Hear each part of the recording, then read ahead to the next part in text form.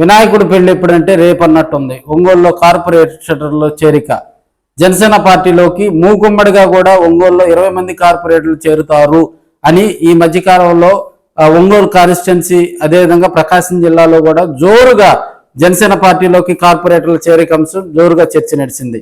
అయితే మరి బాలినేని శ్రీనివాసరెడ్డి గారి ఆధ్వర్యంలో దాదాపుగా 20 మంది కార్పొరేటర్లు జనసేన పార్టీ తీర్థం పుచ్చుకొని ఉన్నారు.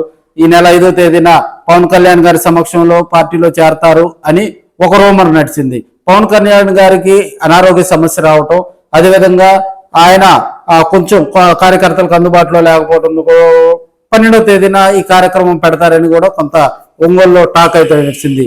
వాటిని చెక్కు పెడుతూ మళ్ళీ ఒక రోజు అటు ఇటుగా కూడా పార్టీలో వైసీపీ కార్పొరేటర్లు చేరతారు అని కూడా కొంత అలజడి సృష్టించినా కూడా అయితే అది కార్యరూపం దాల్చట్లా. ఇదే అంశం దాదాపుగా ఒక 2-3 నెలల నుంచి ఒంగోలు కాన్స్టిట్యున్సీలో బాలినేని శ్రీనివాసరెడ్డి ఆధ్వర్యంలో కూడా ఇక్కడ ఉన్నటువంటి కార్పొరేటర్లు అందరూ కూడా పవన్ కళ్యాణ్ గారి సమక్షంలో జనసేన పార్టీలో చేరతారు అనే అంశం ఇక్కడ ఒక కామెడీ ట్రాక్ లోకి వెళ్ళిందని కూడా మనం తెలియజేసుకోవచ్చు. ఇప్పటికే 4-5 సార్లు చేరతారు, డేట్లు మార్చడం, అదేవిధంగా చేరే వారి సంఖ్య మారవటం, అదేవిధంగా ఈ మధ్య కాలంలో జనసేన పార్టీ జిల్లా అధ్యక్షులు రియాజ్ గారు ప్రెస్ మీట్ లో కూడా కార్పొరేటర్ల చేరిక అంశం కూడా ఆయన నాకు తెలియదు అంటాం, కాసేపు కొంతమంది పార్టీ అధిష్టానం నుంచి కూడా తమకు సమాచారం లేదనటంతో అసలు ఒంగోలు కార్పొరేటర్లు అసలు జనసేన పార్టీలో చేరతారా, చేరితే ఎంతమంది చేరతారు అనేది కూడా దాని మీద అయితే స్పష్టత అయితే లేదు.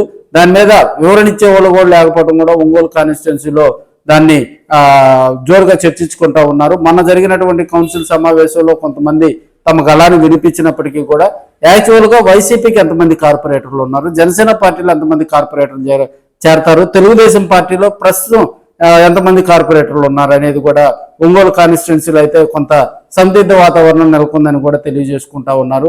రాబోయే రోజుల్లో కూడా ఒంగోలు కాన్స్టిట్యున్సీలో ఉన్నటువంటి కార్పొరేటర్ల మీద, అదేవిధంగా ఒంగోలులో ఉన్నటువంటి కొంత ద్వితీయ శ్రేణి లీడర్షిప్ మీద కూడా జనసేన పార్టీ ఫోకస్ పెట్టినట్టుగా కూడా తెలుస్తుంది. ఎందుకంటే బాలినేని శ్రీనివాసరెడ్డి గారికి ఇక్కడ ఉన్నటువంటి జనసేన పార్టీ అదేవిధంగా వైసీపీలో ఉన్నటువంటి కొంత ర్యాపో దృష్ట్యా కూడా కొంతమంది కార్పొరేటర్లతో పాటు కొంతమంది ద్వితీయ తృతీయ శ్రేణి లీడర్స్ తోటి కూడా ఆయన టచ్ లో ఉన్నట్టుగా కూడా తెలుస్తుంది. రాబోయే రోజుల్లో వారందరినీ కూడా పవన్ కళ్యాణ్ దృష్టికి తీసుకెళ్లేందుకు కూడా ఆయన తెర వెనుక జోరుగా ప్రయత్నాలు చేస్తున్నారని కూడా కొంతమంది రాజకీయ విశ్లేషకులు చెప్తున్నప్పటికీ కూడా అది ఇంతవరకు కార్యరూపం దాల్చట్లా.